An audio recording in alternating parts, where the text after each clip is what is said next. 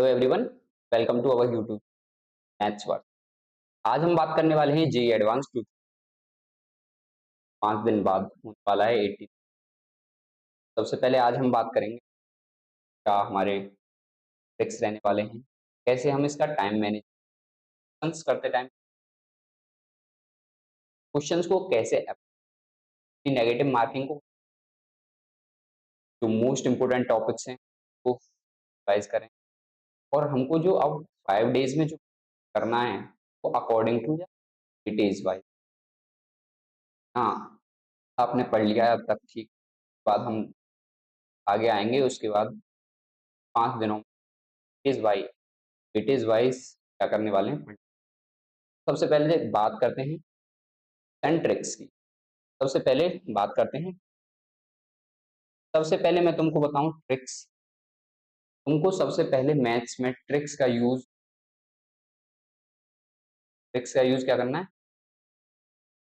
Tricks का अगर use करते टाइम सबसे पहले हमको कंडीशन, ट्रिक्स को कहाँ कहाँ अप्लाई कर सकते हैं और कहाँ अप्लाई कर सकते हैं। अगर आपने ट्रिक को उस जगह अप्लाई कर दिया सेटिस्फाई नहीं हो आपका आंसर कर, आपको नेगेटिव मार्क्स आएगा। ट्रिक्स के लिए कंडीशन सेटिस्फाई करनी है। जैसे फॉर एग्जांपल अगर मैं बात करूं L L hospital rule, L hospital rule simply 0/0 form पे पर हम अप्लाई करते हैं।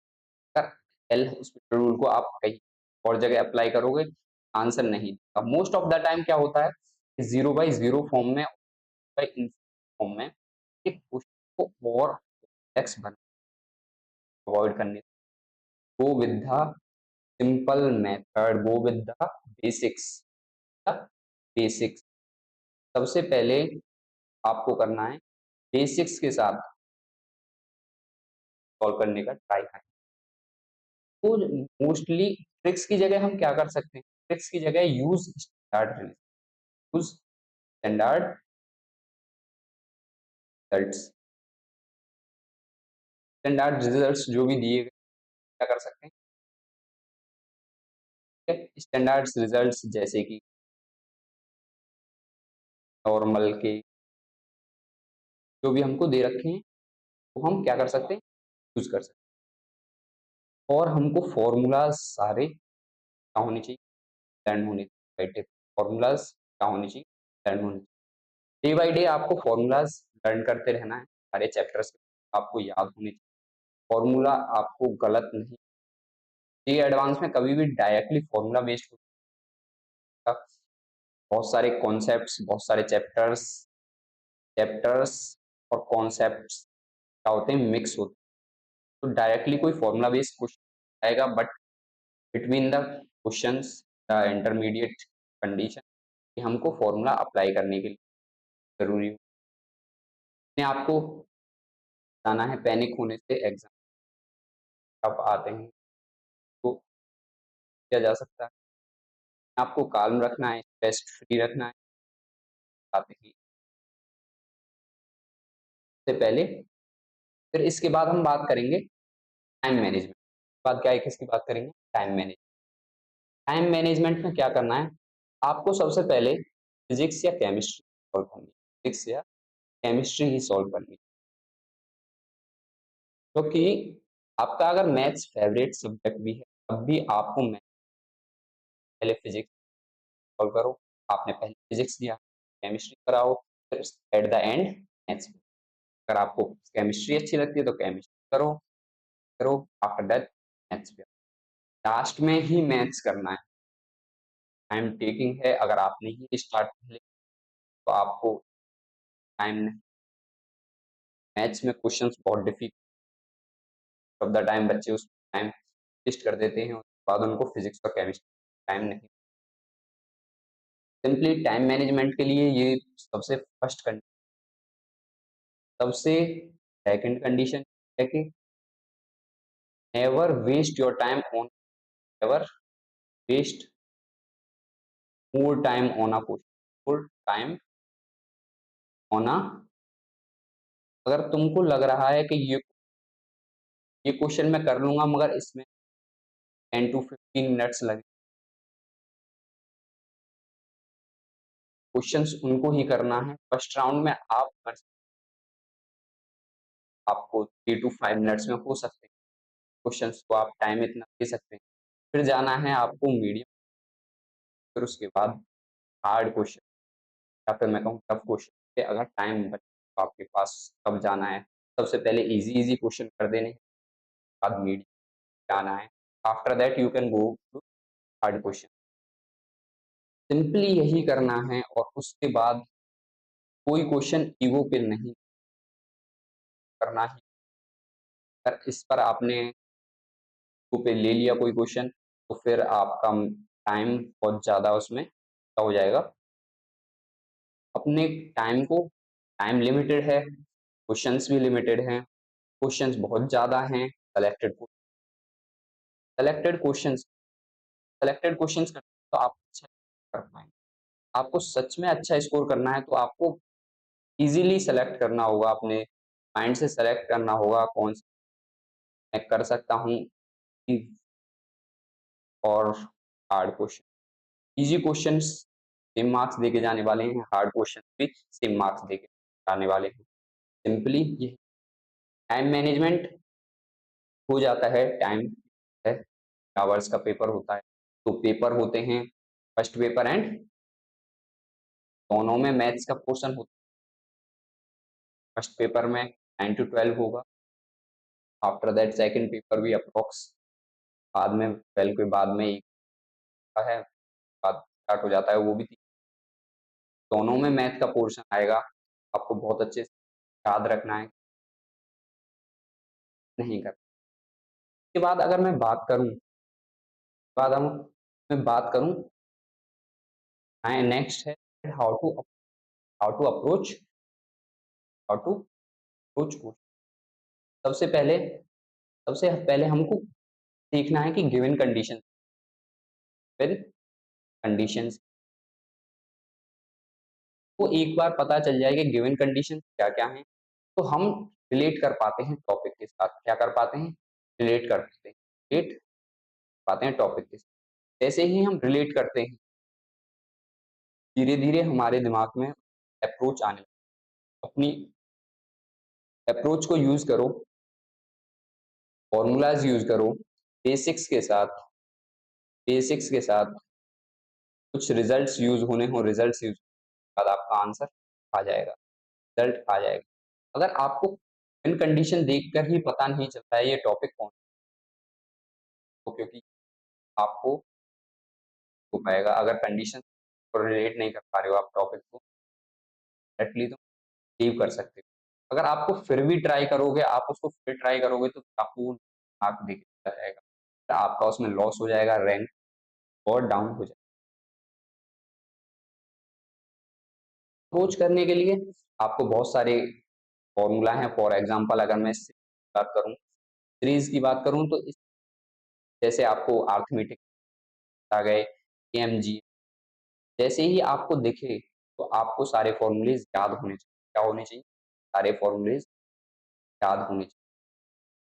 आप जैसे ही याद होंगे फॉर्मूलेज आप डायरेक्टली उनको अप्लाई कर पाओगे। अपने बेसिक कॉन्सेप्ट्स के साथ आपने जो सीखा के साथ चलना है बेसिक्स के विद जो आपने सबसे पहले सीखा। फर्स्ट ऑफ ऑल जैसे मैं बात करूँ एक अरिथमेटिक प्रोग्रेशन की, सबसे पहले नंबर ऑफ टर्म्स निकालने सीखे। क्या होता है हमने फर्स्ट टर्म सीखा, ए क्या होता है, डी क्या होता है, सम ऑफ एन टर्म्स क्या होता है, एस एन क्या होता है, ए एन कैसे हम फाइंड आउट करते हैं। ये सब फाइंड आउट करते हुए पता चल जाता है कि बेस कहाँ से जुड़ा हुआ है इस टॉपिक के साथ। एपी एएमजीएम में क्या रिलेशन होता है, ऐसे सारे आपको पता होने चाहिए तभी ये क्वेश्चन आपसे हैंडल हो पाए। नेक्स्ट अगर मैं बात करूं नेक्स्ट अगर हम बात करें तो stop negative marking. Negative marking को कैसे रोक? मोस्टली बच्चे नेगेटिव मार्किंग में सारे गलत कराते हैं मार्क की वजह से। क्वेश्चंस क्या हो जाते हैं? गलत हो जाते हैं। सिंपली पहली चीज मैं तुमको बताऊंगा, never try to attempt all question, never try to attempt all question. बहुत से बच्चे क्या होते हैं, आपको आता है टॉपिक से रिलेट कर रहे हैं, आपके ट्रे टॉपिक से relate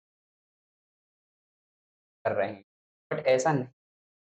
तो आपने टॉपिक्स पढ़े हुए हैं, टॉपिक्स नोन हैं, उनके क्वेश्चंस को क्या करो, सॉल्व करो, क्वेश्चंस को क्या करो, सॉल्व करो। आपसे वो क्वेश्चन सॉल्व भी हो, और जो टॉपिक्स आपके लिए अननोन हैं या फिर आपने थोड़ा बहुत ही पढ़ा है, आपको कंप्लीट नॉलेज नहीं है, उन्हें लीव कर दो, वो क्या कर दो, लीव कर दो, फॉर द टाइम बिंग उनको क्या कर दो, लीव। जैसे ही आप उनको लीव करेंगे, आपकी नेगेटिव मार्किंग पॉसिबिलिटी ज़्यादा हो जाएगी। नेगेटिव मार्किंग में आपके मार्क्स नहीं आते। आपको पता ही नहीं है, अगर क्वेश्चंस के बारे में don't know any condition, don't know किस टॉपिक से आ रहा है, उसको क्या कर दो, लीव कर दो। कि आप लीव करोगे तब आपको 0 मार्क्स मिलेंगे, अगर आपने उसको अटेम्प्ट कर दिया तो आप -1 में आपके सही वाले भी आंसर से जो न मार्क्स मिलेंगे उनसे नेगेटिव, सिंपली।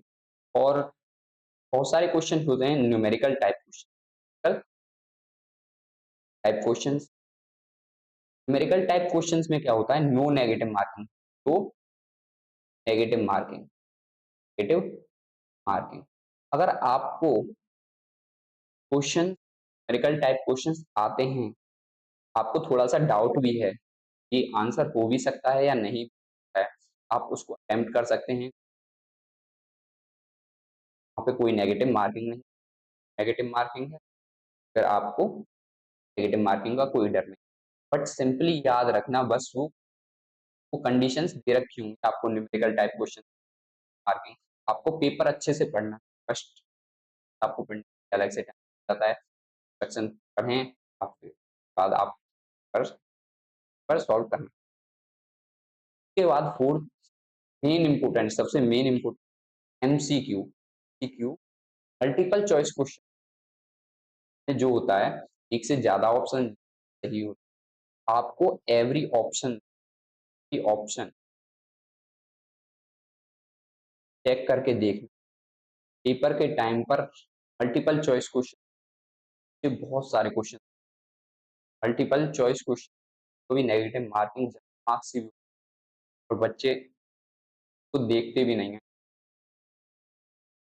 के लिए सबसे इम्पोर्टेंट क्या है कि आप सारे ऑप्शंस चेक करते हो, मल्टीपल ऑप्शंस चेक करते हुए के बाद आप वाले क्वेश्चन, आप इसमें गलत करते हैं तो नेक्स्ट नेगेटिव मार्किंग देखना चाहिए, ठीक है। नेगेटिव मार्किंग को आप ऐसे, के बाद अगर मैं बात करूं most important topics to revise, कौन कौन से टॉपिक्स हैं, तो आप सबसे पहले अगर मैं बात करूं vectors and three dimension chapter की, अगर मैं बात करूं वेक्टर्स एंड बात करूं, every year there are lot of question are fast advance, ऐसे बहुत सारे क्वेश्चन से जाते हैं दोनों पेपर्स में बहुत। अगर मैं बात करूं लाइन एंड प्लेन के बीच के क्वेश्चन, लाइन एंड प्लेन के बीच के, प्लेन एंड प्लेन के बीच के, एंड मोस्ट वेक्टर्स के भी क्वेश्चन, बहुत सारे अच्छे क्वेश्चन। आपको वेक्टर एंड थ्री डी अच्छे से पढ़ना है, कोई भी टॉपिक वेक्टर एंड आपको पढ़कर ही जाना। आफ्टर दैट अगर मैं सेकंड इम्पोर्टेंट टॉपिक की बात करूं, ये वेक्टर एंड थ्री डी बड़ा टॉपिक है, मानता हूं बड़ा टॉपिक है, बट इतना भी बड़ा नहीं है कि आपको कवर नहीं कर। वेक्टर एंड थ्री डी में अगर आपने टाइम दिया है, अच्छे से पढ़ने टाइम लगाया है, तो जैसे क्वेश्चंस आप last 5 year 5 advance 5 question advance के ही जाना है आपको। आने वाले दिनों में आपको क्या करना है, लास्ट 5 ईयर्स के पेपर लेने, अगर हो पाए तो लास्ट ईयर का तो लगाना ही बाद अगर हम बात करें कॉनिक कॉनिक सेक्शन में अगर मैं बात करूँ कॉनिक ज़्यादा जो पैराबोला, सर्कल एंड इलिप्स ये बहुत इंपॉर्टेंट। अगर आपको पूरा कॉनिक सेक्शन अच्छे से पता नहीं, पढ़ा नहीं, एटलीस्ट पैराबोला, सर्कल और आप बहुत कर ही को छोड़ नहीं। आफ्टर दैट अगर मैं बात करूँ के बाद स्ट्रेट लाइन, हाइपरबोला बहुत कम क्वेश्चंस देखे गए हैं हाइपरबोला से, मगर मोस्ट ऑफ द क्वेश्चन तीनों टॉपिक से आते ही आते हैं। टाइम्स बहुत अच्छे हो जाते हैं मगर स्ट्रेट लाइन से पढ़ते हैं, ये स्टार्टिंग टॉपिक है, पढ़ते हैं सब करके कुछ आते हैं, दो टॉपिक्स को मिक्स कर दिया जाएगा, फिर वो आप नहीं कि टेंजेंट एंड नॉर्मल की ज्योमेट्री की क्या बोला कि आप नहीं। इसके बाद अगर मैं बात करूं के बाद अगर मैं बात करूं एंड डिस्टेंस वाले क्वेश्चन, डिस्टेंस बताने के लिए टेंजेंट नॉर्मल के क्वेश्चन, पैरामीट्रिक का क्वेश्चन बहुत ज़्यादा देखे। इसके बाद नेक्स्ट इम्पोर्टेंट टॉपिक है कॉम्प्लेक्स कॉम्प्लेक्स नंबर से भी बहुत सारे क्वेश्चन। हाँ, आपको कॉम्प्लेक्स नंबर बहुत से बच्चों को टफ लगता है, हार्ड क्वेश्चन आते हैं, हार्ड टॉपिक्स हैं, फिर ही आते हैं और कभी-कभी बहुत डिफिकल्ट क्वेश्चन आते हैं बट अगर सिंपल आए आप पढ़ के ना प्रॉब्लम हो, डिफिकल्ट क्वेश्चन होता है फिर कोई नहीं बन पाएगा उसमें, बहुत कम टॉपर्स हैं वही। आप एटलीस्ट कॉम्प्लेक्स नंबर को पढ़ कर जाएं, अगर ना चाहें। बाद अगर मैं बात करूं उसके बाद अगर मैं फोर्थ टॉपिक की बात करूं तो वो होगा लिमिट कंटिन्यूटी डिफरेंस। चार ऐसे इंपॉर्टेंट टॉपिक हैं, बिल्कुल आते ही आते हैं, मिनिमम चैप्टर 3D से दो क्वेश्चंस ही आएंगे, सेक्शन से वाले एक या दो क्वेश्चन प्रोबेबिलिटी रहती, लिमिट कंटिन्यूटी से एक पेपर। के बाद अगर मैं बात करूं weightage wise weightage wise sir present situation पे आपके सारे चैप्टर आए हैं, आप वेटेज वाइज चैप्टर्स कवर कर सकते हैं, अकॉर्डिंगली आप पढ़ सकते हैं, अकॉर्डिंगली आप फॉर्मूलाज लर्न कर सकते हैं। सबसे पहले हम बात करें वेटेज वाइज चैप्टर्स की। सबसे पहले कॉम्प्लेक्स नंबर टॉपिक्स में भी बताया मैंने, मॉड्यूलेशन निकालना, कंजुगेट निकालना, वाला क्वेश्चन है कॉम्प्लेक्स का इम्पोर्टेंट चैप्टर की अगर मैं बात करूं matrices and determinant, matrix and determinant से भी बहुत सारे question. After that conic section आप किसी हालत में conic section is also very much conic section is also very much important. इसके बाद अगर मैं बात करूं कैलकुलस, कैलकुलस का पार्ट, कैलकुलस से तो एवरी ईयर बहुत सारे क्वेश्चन, एक होता है डिफरेंशियल कैलकुलस, एक होता है इंटीग्रल कैलकुलस।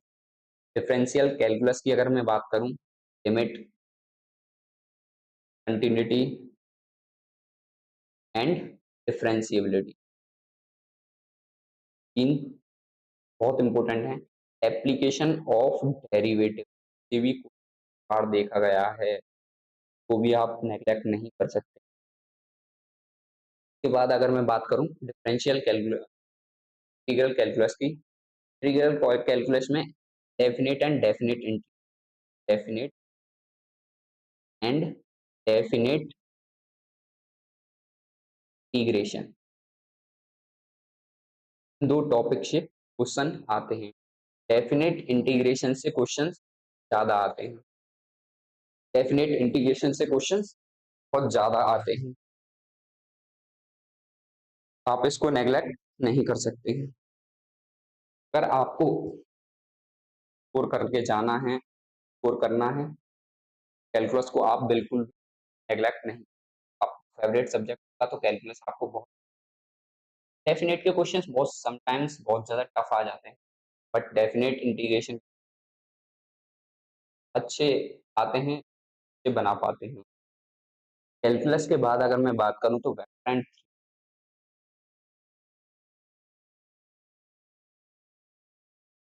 तो इम्पोर्टेंट टॉपिक्स में भी आया है। बाद properties of triangle, properties of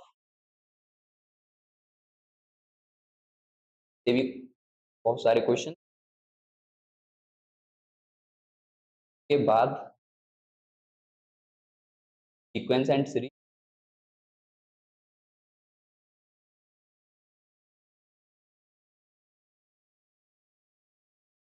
के भी क्वेश्चन आते हैं। आफ्टर दैट बाइनोमियल, आपको ये सारे topics next. All the best for your exam.